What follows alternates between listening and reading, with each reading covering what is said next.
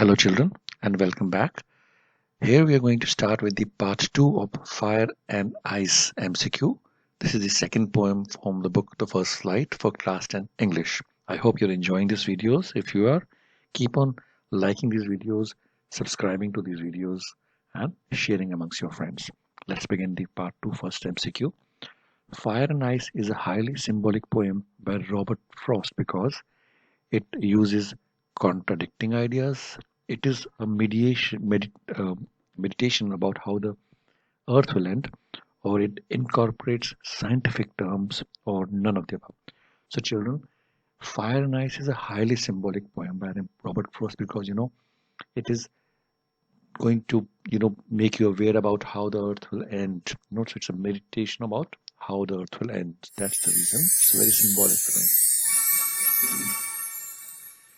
Tasted of desire can also be written as experienced passion and desires, experienced love and hatred, tasted many things or none of the above.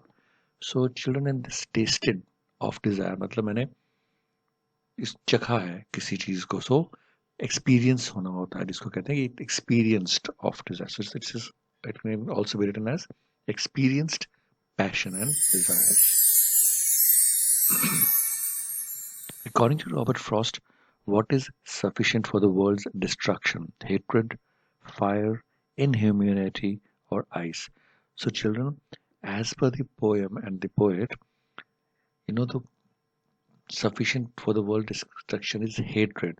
I mean, if everybody is hating everybody, the world will end soon. So, it's hatred. So, start loving everybody instead of hating everybody. And definitely like my videos and subscribe. The poet Robert Frost deals with a very sublime subject: freedom, love and hatred, end of the world, or all of the above. So children, the poet Robert Frost is dealing with a very sublime subject here in this poem, that is end of the world. It's an important question, you may have to remember this answer. The poet Robert Frost links the two powerful natural elements fire and ice to human beings and emotion, end of the world, love and hatred, or none of the above. So children, we know fire is being linked to the human desires and ice to hatred. So these are human beings and emotions which the poet is linking. So it's human beings and emotions. What does the element of ice stand for? Love, violent desires, compassion, or hatred? So I think that's an easy one. Ice stands for hatred. Who do Robert Frost sides with? Those who believe this world will end in both, and those who believe the world will end in ice, those who believe this world will end in fire, or none of the above. And children, in this poem, Robert Frost sides with those who believe this world will end in fire. The reason for that is fire is linked here with desire. So he thinks strong desires can do everything. Some say, in ice, from what I have tasted of desire, I hold with those who favor fire. What is the rhyme scheme of these?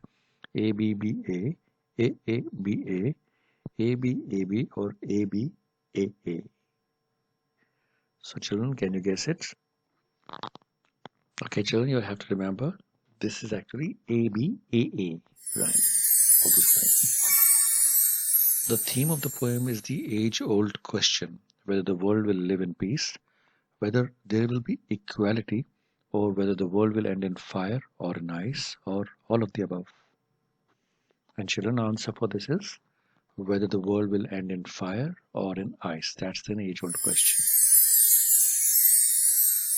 As per a few people, the world will end in fire, ice, both ice and fire, or none of the above. And children, this is an important question. As per a few people, the world will end in fire. What does the element of fire stand for? Love, hatred, violent desires, or compassion? Children, I think we've done this. It's violent desires. In the poem Fire and Ice, what does this mean? From what I have tasted, as per my thoughts, from my experience, from what I believe, or all of the above. So I think I've covered this already one of the MCQs. So from what I have tasted means from what I have experienced or from my experience. According to Robert Frost, what will put an end to the world one day? The equality among races, both fire and lust and hatred, the ice of hatred among human beings, the fire of lust and endless desire. So it's actually both the fire of lust and endless desires and the ice of hatred among human beings that will end the world one day. So both fire and lust and hatred. What does Robert Frost confess in the poem Fire and Ice? He could have written better. He has himself tasted desires. He has done injustice to the poem. He has written the poem quickly. Answer is he has himself tasted desires. That's what he has confessed. In the dash stanza, the poet shows his agreement with those who believe that fire will cause the end of the world. Second stanza, first stanza, both first and second stanza, or all of the above. So children, this is an important question. It might come. The answers in the first stanza. The poet shows his agreement with those. What does Robert Frost agree towards the end of the poem Fire and Ice? Both fire and ice can bring the end of the world. Nothing can bring the end. Humans can avoid the end, or end is inevitable. So in the end of the poem, Robert Frost agrees that both fire and ice, or desires and hatred, can bring the end of the world. This brings to the last question of part 2, children. According to Robert Frost, hate born of cold reasoning makes a man insensitive to feelings, a bitter human being, a strong person, a better individual, or all of these. Answer is insensitive to feelings. And thank you children for watching this video. Keep on liking, subscribing and sharing these videos, and I wish you all the very good luck and best wishes for your exam and life. Thank you.